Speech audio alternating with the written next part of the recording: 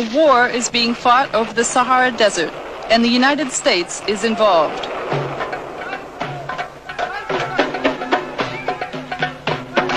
American weapons are taking their toll.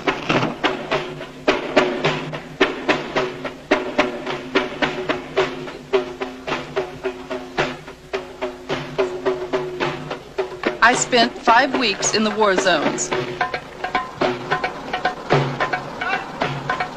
This is the first in-depth American report on what could become a superpower conflict.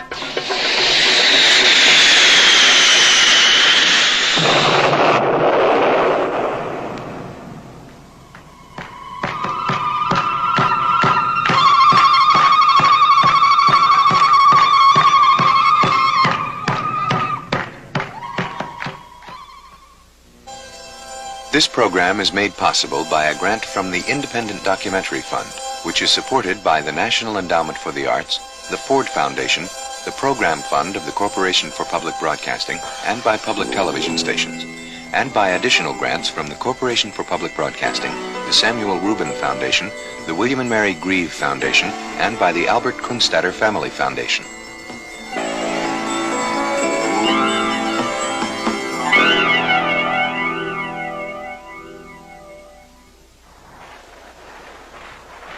The war is being fought here, in the Western Sahara, in what seems to be a wasteland.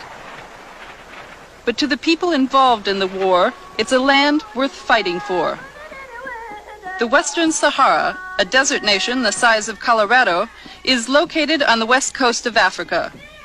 It's the site of one of the world's largest deposits of phosphate and could have substantial untapped reserves of petroleum and iron ore.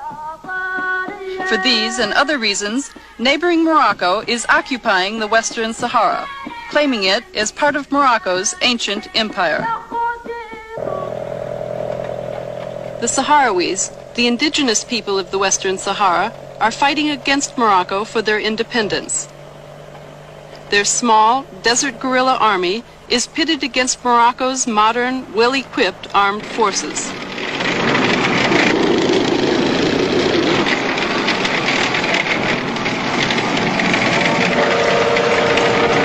The United States is one of the main suppliers of weapons to Morocco, even though the Moroccan occupation of the Western Sahara is condemned internationally. The Reagan administration justifies its support of Morocco by putting top value on our friendship with that country. Morocco, for 2 decades, has been a close and valued friend of the United States. They are a moderate Arab state. They are very helpful in terms of a series of initiatives in Africa. They are a strategically important country bordering on the Atlantic and on the Mediterranean. And they have been consistently supportive of the United States of America. Another African country that's been friendly with the United States of America is Nigeria. Yet, its foreign minister feels the United States has chosen to support the wrong side. For the United States, champion of justice, freedom, and rights of people to be on the side of the oppressor, as it were, it's a really very sad affair, and one sincerely hopes that the U.S. administrations would consider this matter in this light and pull out as best as they could, because you might say in the short run, U.S. may need to protect its strategic interests and friendships and so on, but in the long run, it's really creating a very bad name and very bad image for itself in Africa as a whole. The real problem that ought to concern us in the Western Sahara is the potential which this conflict has for significant escalation, and the extent to which, if it should spill over into Morocco and Algeria, it could create a situation in which our own country and possibly the Soviet Union could be dragged in as well.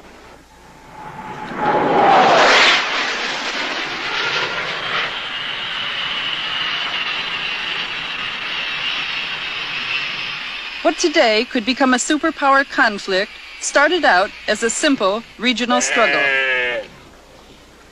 The Western Sahara had been a colony of Spain since the end of the 19th century. But like the other people of Africa, the Sahrawis wanted to be free. So in 1973, the people of the Sahara began a war of independence against the Spanish colonialists. Their liberation movement was called the Polisario Front. After 2 years of battle with the Polisario, the Spanish decided to pull out. At the time that the Spaniards disengaged, they had an inalienable legal obligation to give the people of that territory, as a territory, the right to make a decision as to what their future government was going to be. That's the way it was done everywhere else. Why not in the Western Sahara? The people of Western Sahara never had that right. Instead of granting the Sahrawi people the right to choose their own government, the Spanish divided the Western Sahara into two and gave it away, the upper 2/3 to Morocco and the bottom third to Mauritania.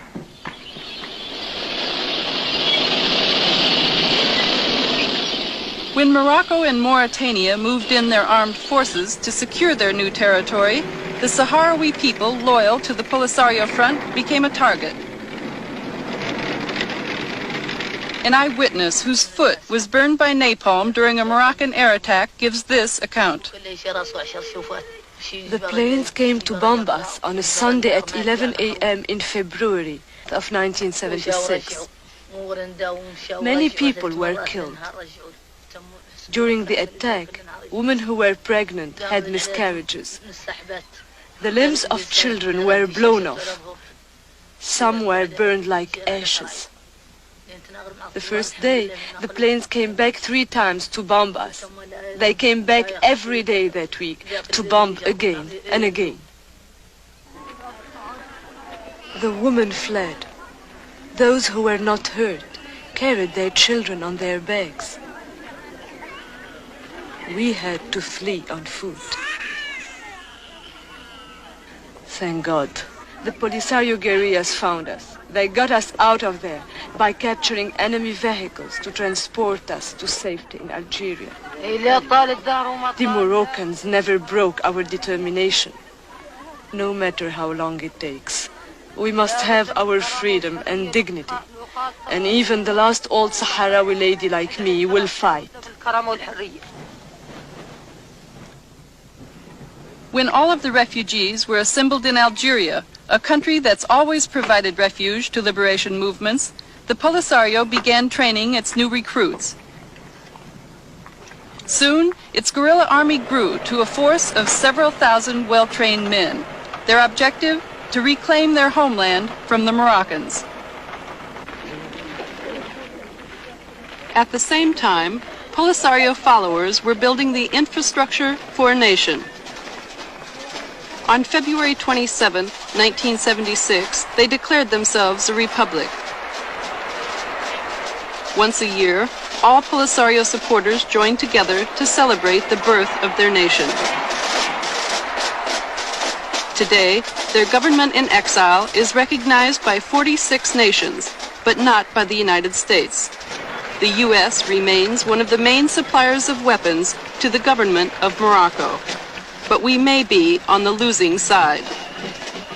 The guerrillas have regained control of 9/10 of the Western Sahara, even though they are outnumbered 10-1 by the Moroccan armed forces. Today, Morocco occupies only this small portion of the contested territory. To keep from losing it, the Moroccan army built a fortified defense wall around the entire area.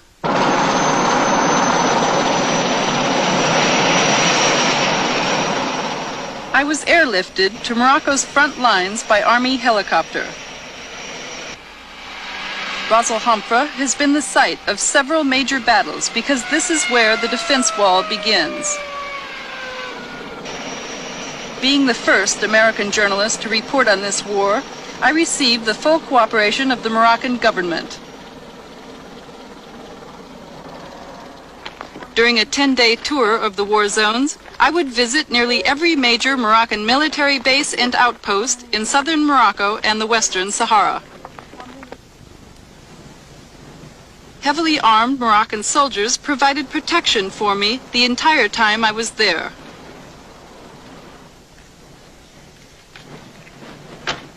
The colonel of Ras Al Hamra took me to his command post for a briefing on the defense wall and the strategy the Moroccan army is using in this desert war.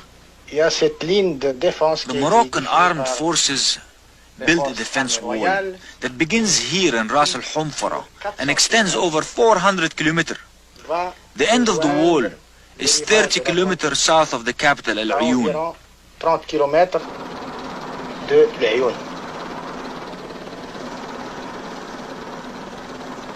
It's impossible for the enemy to penetrate the defense wall.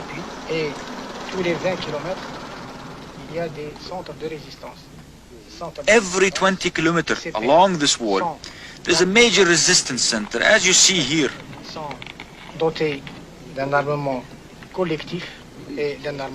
The soldiers have collective as well as individual weapons. The wall itself is defended by mines, barbed wires, and trenches. We also have radar surveillance over the entire area, which allows us to detect personnel and vehicles within a 60-kilometer radius. Information from the radar is available to our light armored intervention forces situated 10 to 15 kilometers behind each resistance center. These intervention forces rush to the aid of the men at the wall in case of attack. Although the wall area appears to be heavily fortified, Moroccan military officers claim they need even more weapons to fight the war effectively. The colonel at Zag, one of the most important military bases in southern Morocco, gave me his views. The Sahara is a vast country. To control all of it, you need an army the size of the Chinese army. Is there any kind of weapons that you need to fight the kind of war you have with the Polisario? Indeed, we are patiently waiting to receive American weapons, because our neighbors are armed to the teeth by the Soviets. The military was very disappointed because we did not receive the weapons Morocco had wanted and asked for. After all, we are the traditional allies and friends of the Western world and the United States. The colonel made it clear that there is hostility here on the Moroccan front towards the United States because Morocco's first request for military assistance was met with reluctance. Around the times that the arms package was being considered in the United States, there were reports of low morale in the Moroccan army. During the Carter administration, the morale was low indeed. Why? Because the United States refused to help its friend. Morocco is one of the friends of the U.S., and Carter always turned his back on us. In 1979, the king himself raised the complaint that the United States was letting down its friends. His complaint came in the midst of intense lobbying by Morocco for U.S. military assistance. I think the United States are now still shocked by the Vietnam War. And they not make the difference between an intervention from United States and the help from United States to their friends. The king's request for military assistance created a policy debate at the White House. The president's national security advisor, Zbigniew Brzezinski, urged the Carter administration to sell the king the weapons he was asking for. Morocco is a moderate Arab state that by and large has been quite decent in respect to the Arab-Israeli dispute and has exercised a moderating influence on other Arab attitudes. It certainly, I believe, is in our interest for the Arab world to become more moderate, more accommodating. And we can only achieve that if we stand fast when our friends get into a jam, even if they get into that jam of their own making, which perhaps was the case here. But once they're in a jam, you don't point your finger and say, well, you shouldn't have gotten into a jam, and we're going to watch you sink. You help them. Did you support the policy of allowing Morocco to use U.S. weapons in the Western Sahara, outside their internationally recognized borders? I was deeply supportive of the human rights policy of non-proliferation and so forth, But I did not feel that in the circumstances of the real world in which we found ourselves, we could simply afford to let our friends down when they are confronting genuine security problems. This doesn't mean that I felt that Morocco was right in every respect in its policy towards the so-called Polisario. But I did feel that, on balance, we had to stand by Morocco, we had to be helpful, and we had to be helpful in a tangible and meaningful way. On January 24th, 1980, the policy debate ended in a victory for King Hassan II. President Carter approved the sale of a large package of counterinsurgency weapons for use in the war in the Western Sahara. Critics of the decision charged that United States weapons would escalate the conflict. But according to the President's Moroccan ambassador, the aim of the weapons was to bring King Hassan to the negotiating table. The presidential policy was based upon the conviction that negotiations were the best avenue to peace and stability in Northwest Africa, and that the best way to ensure negotiations and to ensure that the king would come to the bargaining table was to strengthen his hand. What really counted was the fact that the United States was willing to support the policy of strengthening him so that he could negotiate. He felt a great deal more reassurance to have the United States understanding of his position. The arms sales to Morocco included 20 F-5 fighters. Total cost, $170 million.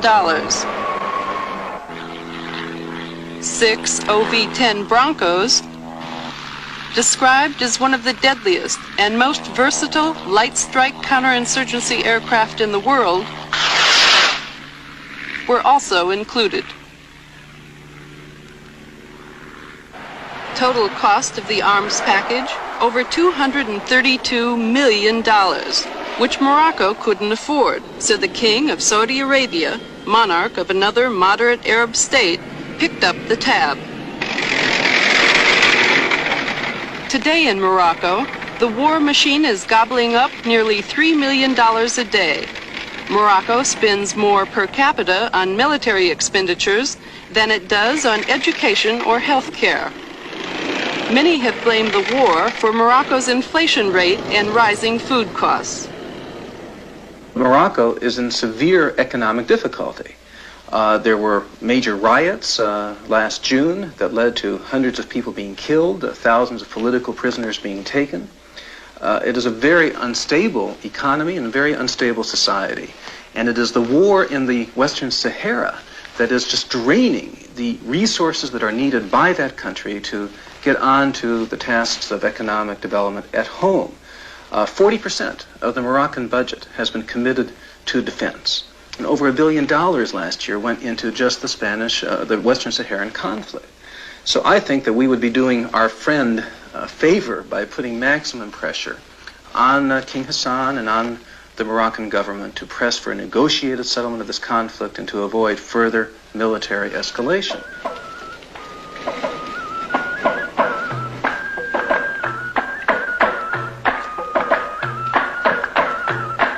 This is the Moroccan town of Tantan.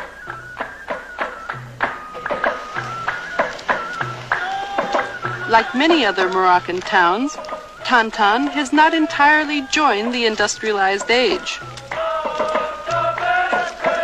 The standard of living here, typical of life throughout much of Morocco. According to a World Bank report, 1 out of every 3 Moroccans is living below the poverty level of $200 per year.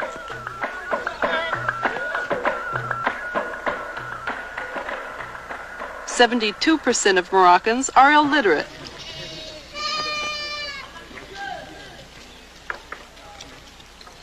One out of every 7 Moroccan children die before they are 1 year old. Life expectancy here, only 56 years, compared to 73 years in the United States.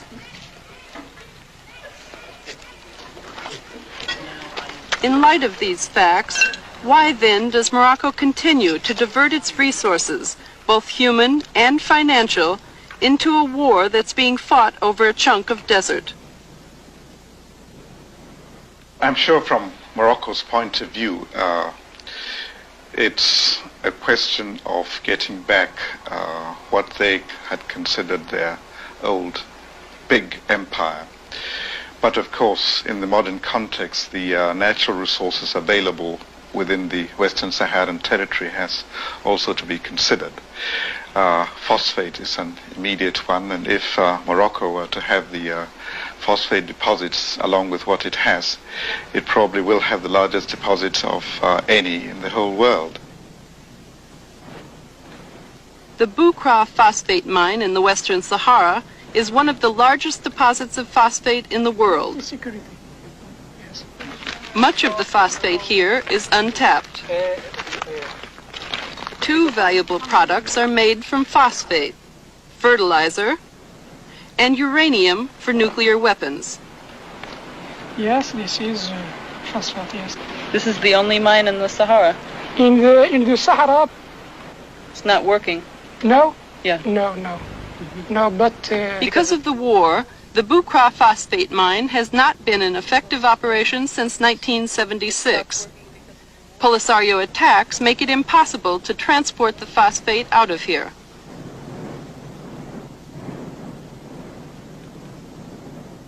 The phosphate used to be shipped via this conveyor belt, the longest in the world. It stretches 66 miles, all the way to the Atlantic Ocean. Because the conveyor belt has been inactive for so long, drifting desert sands have covered it completely in some places. Here in the desert, the primary concern to Morocco is Polisario attacks. But in the occupied cities of the Western Sahara, Morocco has a different concern: the allegiance of the Sahrawis living here.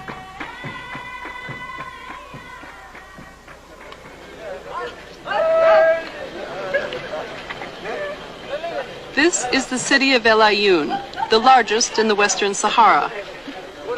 In an effort to win the loyalty of the Sahrawis living here, the Moroccan government has pumped millions of dollars into the city and surrounding provinces. A Moroccan official describes one way in which that money was spent. The Spanish left the Sahrawis here living in bad conditions, in shacks like these on the right. So the Moroccan government constructed 450 of these white houses and gave them to the people free of charge. Many of the housing complexes have their own schools and social centers. The government wants the Sahrawis to live like everyone else in the world, like all Moroccans. In spite of government efforts to make El Ayoun Moroccan, the Sahrawis cling to their desert culture and traditions.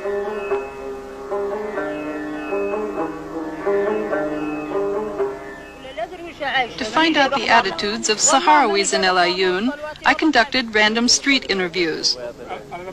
Everything that was said had to pass through this man from Morocco's Ministry of Information. Later, when I checked the accuracy of his translations, I found that he was distorting both my questions and their answers. Would you ask him if he thinks that the war has split the Sahrawi people and if he would like to see there be a reunion of the people? قالت لك انت ضرك تشوف على ان اهل سكان الصحراء المغربيه منهم شبه الناس الشرقيين ياك قالت لك يا كانك تبغي هاي الناس تجتمع في بلد واحد وما تبقى هذه الحرب خالقه احنا نبغى لا الهنا احنا الجره ما نبغوها نبغى لا الهنا Bueno, dice que no queréis guerra y que quieren más que la paz y toda la gente vive junto aquí. Que no quiere guerra. Ask him his feelings about the war between the Polisario and the Morocco. قالت لك هذه الصيدة قالت لك تظهر لك في هاي الحرب اللي عدوا علينا هاو الناس الشرقيين كانها معقولة ولا ما هي معقولة؟ قالت لك تظهر لك في اللي عدلوا كانوا زين ولا ما هو زين؟ كلها زين وعندك ما نعرف لهمش ما عندنا هم فلوسهم احنا عندنا ما هو زين وهم ما نعرف لهمش Dice que, bueno, dice, primeramente dice que no sabe nada. Después dice, bueno, eso es cosa no es buena para nosotros. Why isn't it a good thing? قال لك علاه في نظرك انت اللي يعدلوا الناس ما هو زين. قال لك علاه في نظرك انت اللي يعدلوا الناس ما هو زين. نظري يعني انه ما هو زين بنادم يهرب عن ترابه ويخليها ما هي زين. Dicen que no es bueno porque ellos marchan lo cogen los de Algeria desde aquí, de su tierra, y le quedan ahí, que no es bueno, y viene para matar a sus hermanos o sus hijos, que no es lógico. The interview shows that Morocco exercises control over the flow of information here, a reminder of how restrictive military occupation is. In fact, Sahrawis living under Moroccan control are not free to join the Polisario or any other organized resistance movement. All forms of opposition are banned by the Moroccan government. The main opposition group, the Polisario Front, is headquartered here in Tindouf, Algeria, 400 miles from El Ayoun. Very little is known by the United States about the Polisario or its supporters living here because of a government policy forbidding all direct contact. I have always considered that it was a little bit unfair and prejudged the situation that Washington under the Carter administration allowed American diplomats to go into the Moroccan-controlled Western Sahara, but didn't even allow any of us who were assigned to Algeria to go down and visit the refugee camps in Tindouf.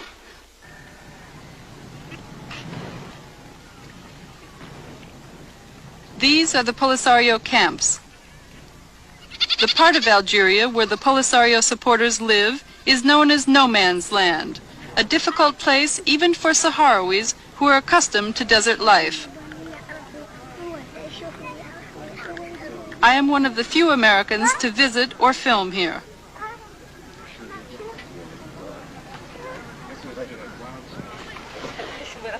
Tens of thousands of people live in these tent cities, but 95% of the adult population is female. The men are off fighting in the war. During the week I spent here while waiting to go into the war zones, I had a chance to learn about Sahrawi culture. The women enjoyed showing me the traditional Sahrawi hairdo and dress. It was a way of getting them to open up, to share information with me about how the war is changing their lives.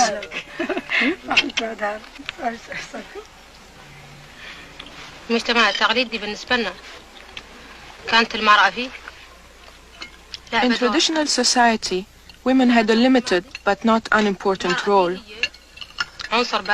Women stood side by side with their men and participated with them in all sorts of things. We even tended the herds. We have always been active and important.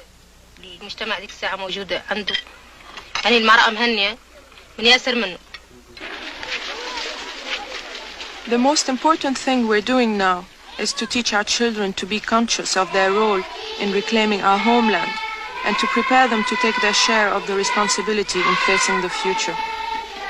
They are our future. Men have their role in this struggle, but so do we. Our roles are complementary. The man is out in the battlefield facing the enemy, while we women are here in the camps, taking charge of the rear bases. In case of an attack by the Moroccans, the women are responsible for defending themselves and the children, so each woman receives 1 year of basic military training. One of the women instructors explains the threat they live under. Like all colonialists, Morocco wants to control and exploit our country and its wealth. But the Moroccans are convinced that as long as one Sahrawi is alive, they can't achieve this goal. Therefore, their objective is to exterminate all the population of the Western Sahara.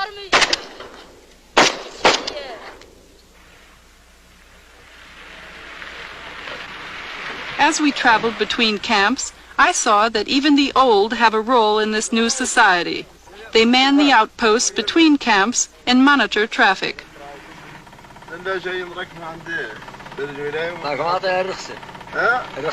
The elders are respected today just as they were in nomadic times. In keeping with that, a council of elders met with me on behalf of the entire camp population. Does he think that you will win the struggle?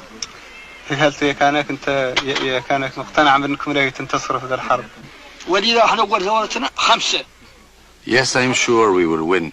We will win because all of the Sahrawi people are involved in the struggle for freedom now. When our revolution started, there were only 5 of us. Just 5. But we are united now, and that is why we will win.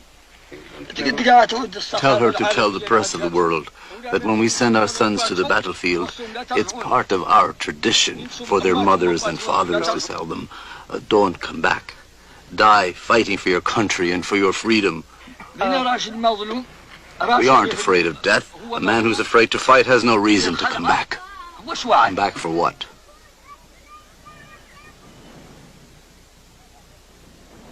25 seasoned guerrillas in worn battle fatigues arrived at the refugee camp to escort me into the war zones of the Western Sahara. Before leaving, I was asked to sign forms releasing both the Algerian government and the Polisario Front of all responsibility if I got killed inside the Sahara. I would live with the guerrillas for 2 weeks. During that time, we would cover 500 miles of desert and would visit all of the major Polisario strongholds. As the guerrilla leader showed me the route we would follow inside the Sahara, I thought about the irony of traveling in a war zone where I could be killed with weapons made by my own country.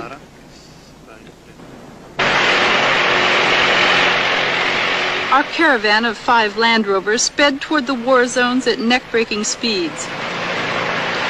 During the day, temperatures would reach as high as 135, but at the early morning hour we left, the temperature was only 40 degrees, and the wind was strong. It was cold. There was nothing for protection. Even the windshields had been broken out, so Moroccan planes flying overhead couldn't see the glare. Mahabes, our first destination, was a hub of nomadic trading activity in the Western Sahara before the war began. But that isn't the case now. Like all of the Western Sahara cities controlled by the Polisario, Mahabes is a ghost town.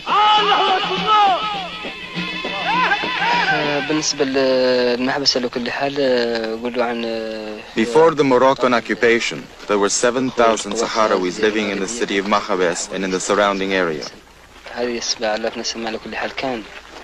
But the objective of the Moroccan army was not only to occupy the Western Sahara, it was also to annihilate the population.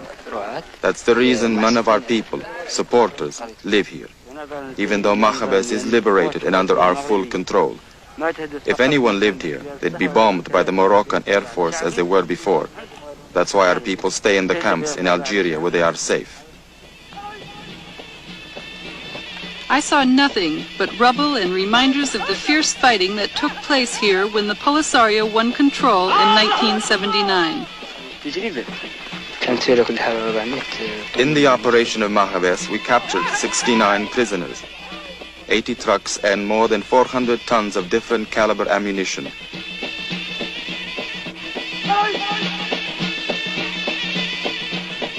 During the attack, our troops killed more than 600 Moroccans, 1/2 the total number of Moroccan troops stationed at the garrison.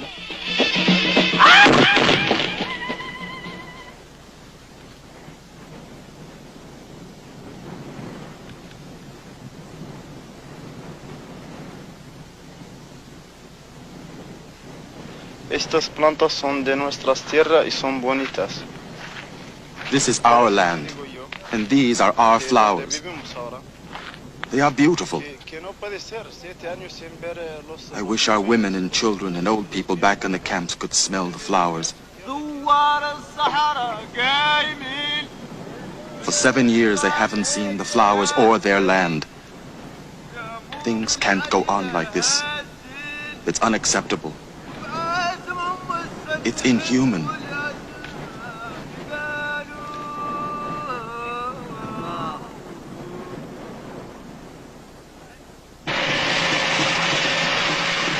On the next leg of our journey, we cross the border into Morocco itself, where the guerrillas occupy a former Moroccan military base.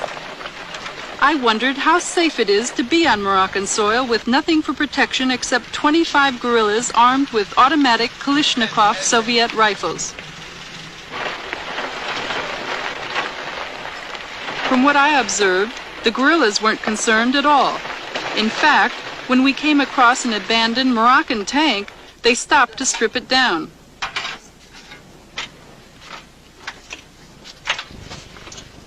Without tools, it was a struggle, but the guerrillas were determined.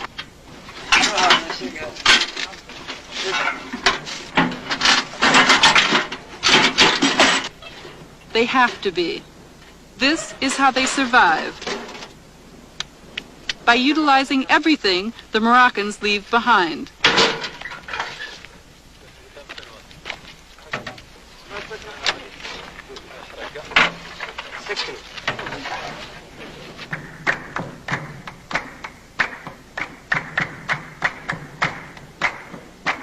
Luberat was a major Moroccan military base.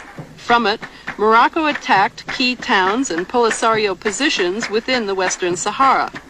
According to the Polisario, 5,000 Moroccan troops were stationed here when the guerrillas attacked in 1979.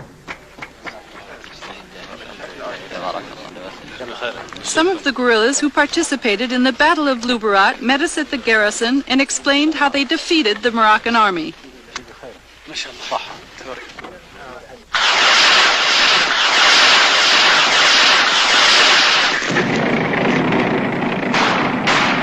Polisario launched its surprise attack before the sun rose.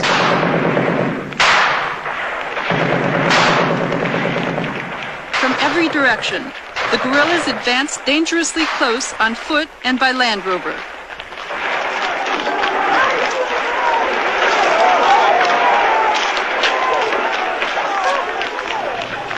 During the 2-hour Battle of Luberat, Morocco's sophisticated weaponry proved to be no match for the Polisario's guerrilla tactics. The Polisario claims that it's captured a total of 2,000 Moroccan soldiers over the years. The Moroccan army, on the other hand, didn't have any prisoners of war to show me.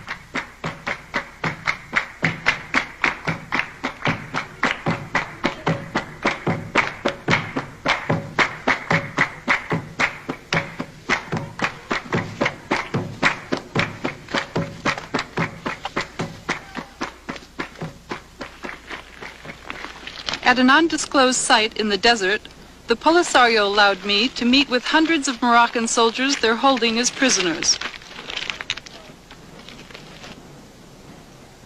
When were you captured? I was captured at Hagunia, 10 kilometers south of Hagunia. And where's Hagunia? Hagunia is in the Sahara. And you're a Moroccan? Yes, of course. Why were you fighting in the war? Why were you fighting against the Sahrawis? Because I am a soldier. I don't have the choice. Do you think Morocco will win the war? Do you think Morocco will win the war? I don't think, because this war is a war of independence, and the Sahrawis will have their independence.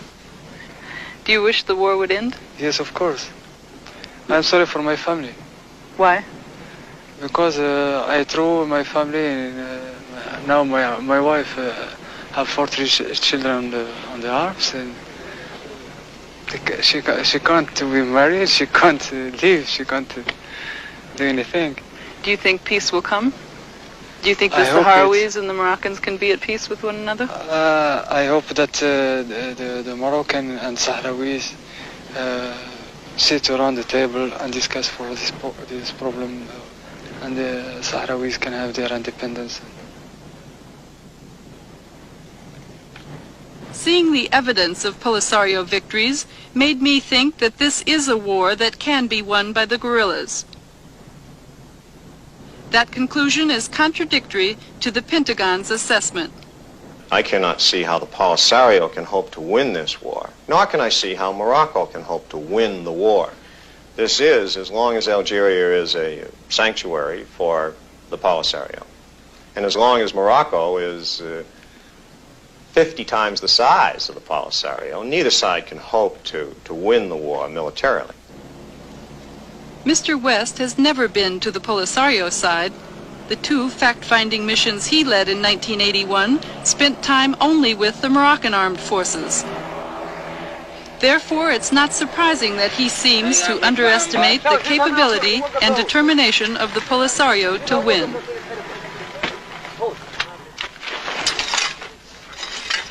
The desert is one of the most inhospitable battlefields in the world, but the guerrillas have turned even that to their advantage by learning how to make camp anywhere.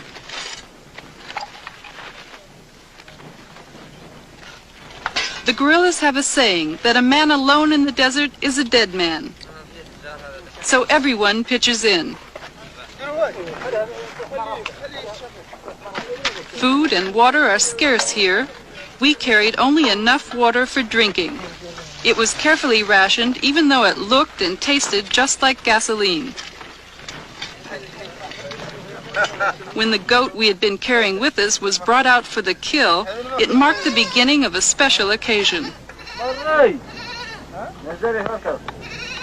In keeping with Islamic tradition, the soldiers slit the goat's throat from west to east. Every part of the goat was carved up, either to be eaten or to be utilized. Fighters out in the field make do with an occasional piece of dried camel meat. So our cooked goat stew drew all of the local guerrillas out of hiding.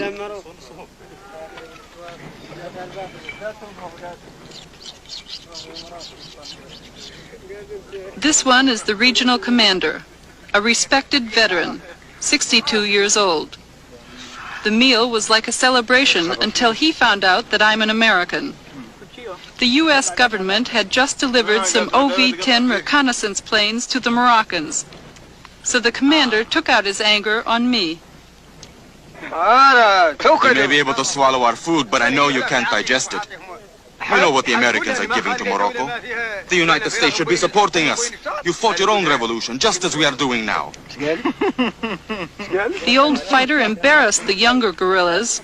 He was exposing too much of his real feelings and theirs too. They were hesitant to translate his words.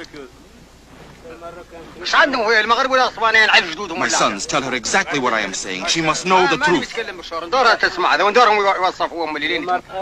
Somos americanos. Do you like the Americans since they give weapons to Morocco? Tell her I said America is a great power. We were looking only to establish brotherly relations and mutual respect with the United States, if it was possible. But since they support Morocco against us, we don't like them. We hate the Americans. Tell her this exactly as I have said it.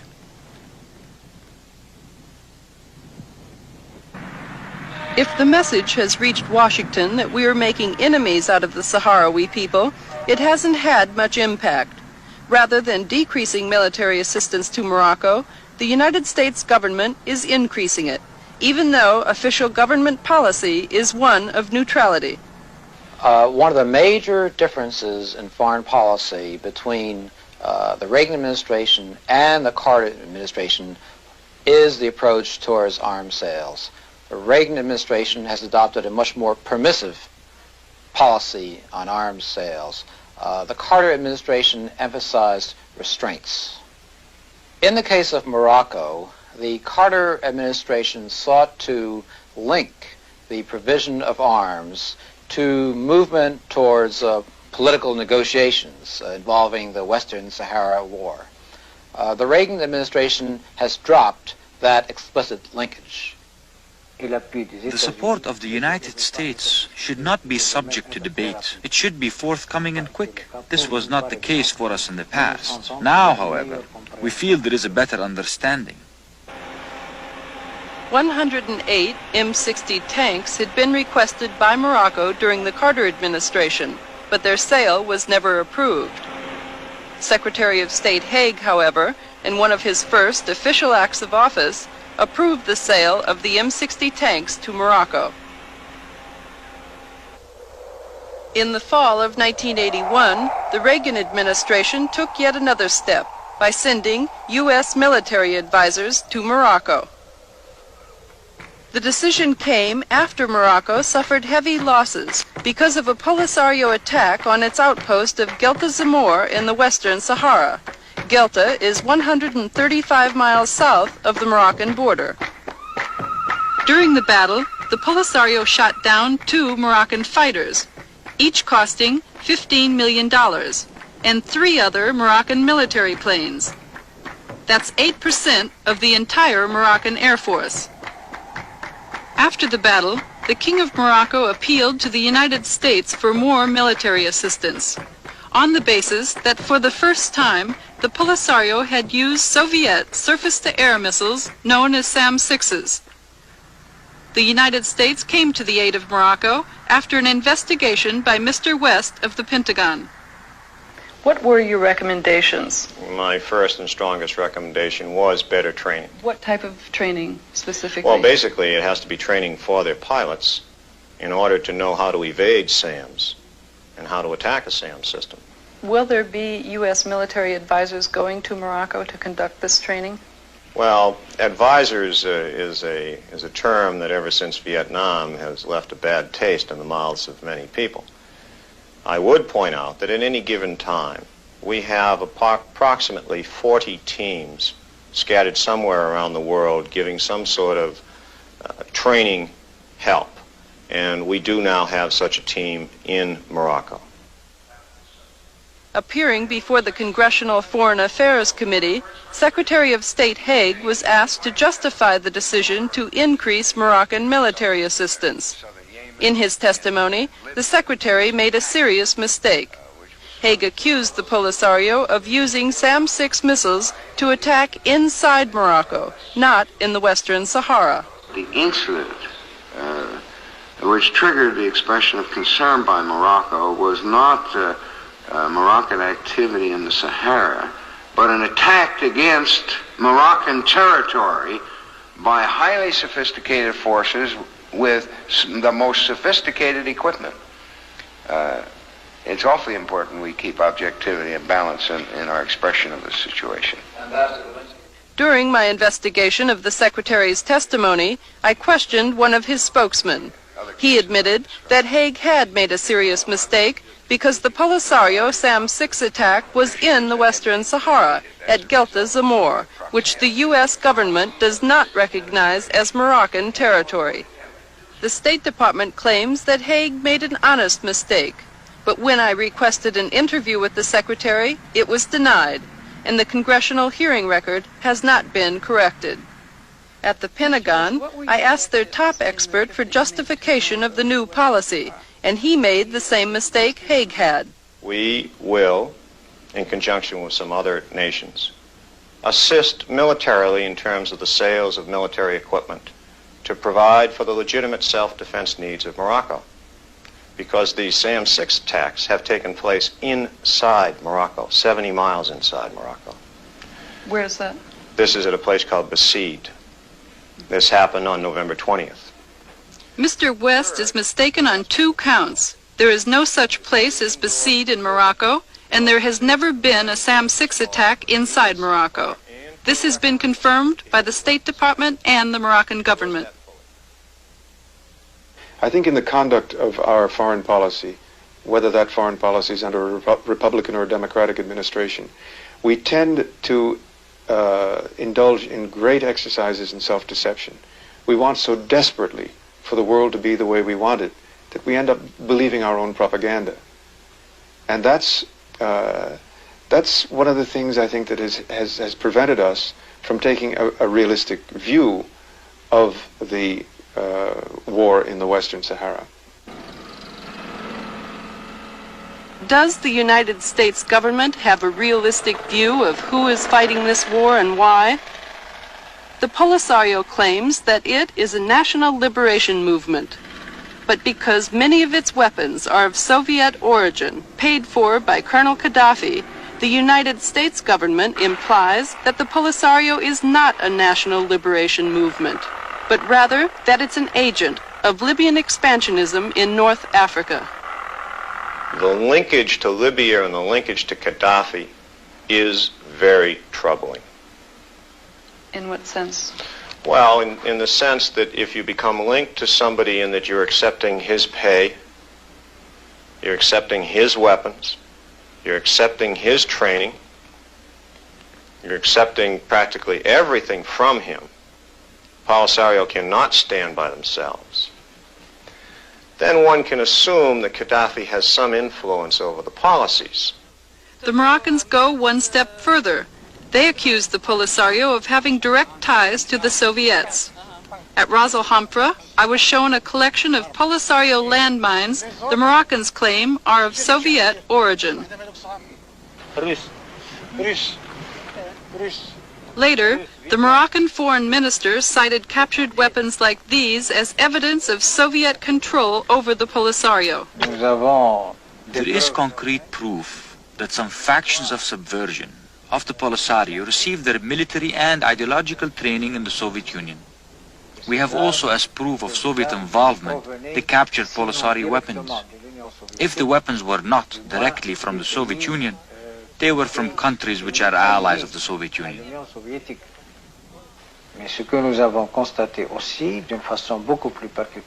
What we have witnessed also, which is more worrisome,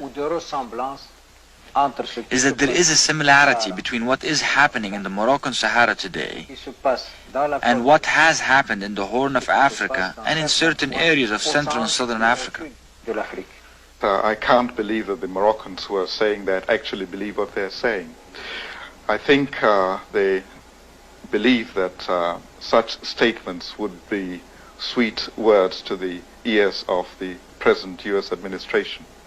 And they will tell a U.S. reporter that in the hope that it will be reported to the right quarters, and they will thus get sympathy for their cause. But I'm absolutely certain there is no Soviet hand in this.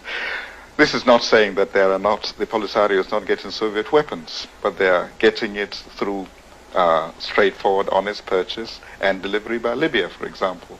And if it cannot be obtained from the West, why can't it be obtained from the Soviet Union? How will the arms race in the Western Sahara end? Does a continuing war mean even greater involvement of the United States? I would expect that as the Polisario escalates the war, we are going to supply more and more military equipment, and indeed now we're going so far as to offer training in counterinsurgency. What most concerns me is the extent to which we're now beginning to hear some talk from the administration that they are thinking of sending military advisors, presumably to help the Moroccan troops in the Western Sahara. And I think the last thing we want is another Vietnam. We are getting over what was certainly the hangover from Vietnam, which was that we had to keep our distance from all other countries in the world with the exception of Western Europe. I think we are snapping out of that. We have militarized our foreign policy. A retired admiral of the United States Navy is one of those concerned about the recent escalation of arms sales by the United States. President Reagan and his administration are exporting weapons all over the world. This year, we will be selling $15 billion worth of military weapons to countries all over the world. That's more weapons than all the countries in the world sell, including the Soviet Union. We are the world's largest exporter of weapons. One of the fundamental faults in the foreign policy of the Reagan administration, in my view, is the extent to which they seem to feel that the way to solve any problem which exists in the world is to throw arms at it. Weapons may prove to be a poor choice for solving world problems. They haven't ended the war here in the Western Sahara. And our policy of providing weapons for use in places like the Sahara is putting the United States in the position of being criticized for violating important principles of international conduct. To the extent that a superpower supplies arms to a government to help it, a friendly government to help it occupy another country which is, was, or ought to be independent under international law, it is violating both legal and moral precepts. I believe the involvement of the United States is really viewed with some sadness because we all look at the United States as a country where people came to obtain freedom and from the oppression of the old continent in Europe and have obtained it, and now the symbol of freedom and justice in the whole of the world. Our government and those of our allies have expressed moral revulsion at the police state tactics of Poland's oppressors. Often the United States does live up to its image as the symbol of freedom and justice in the world. Like in the crusade President Reagan is leading against martial law in Poland.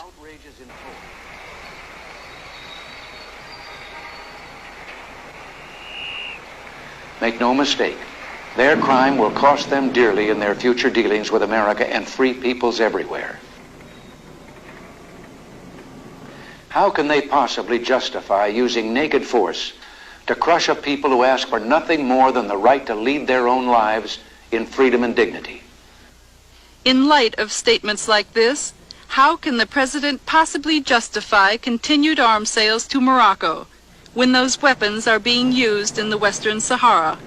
After all, the aspirations of the Sahrawi people are no different from the aspirations of the people in Poland. The Sahrawi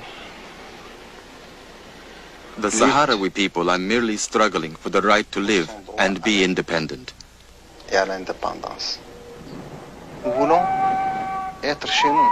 We want to be at home, to live freely on our land, the land on which our ancestors have lived for thousands of years.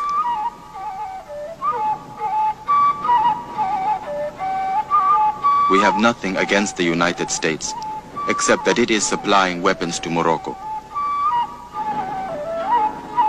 Our most ardent hope is that the wounds created by these weapons will be healed as soon as possible.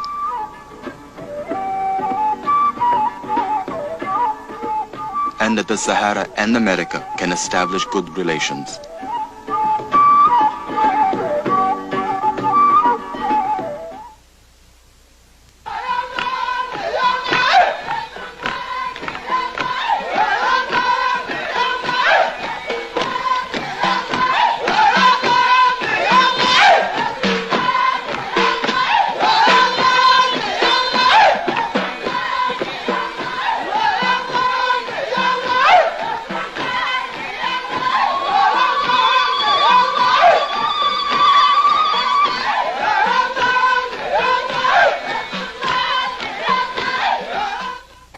Transcript, send $2 to Non-Fiction Television, Blood and Sand, Post Office Box 862, New York, New York 10101.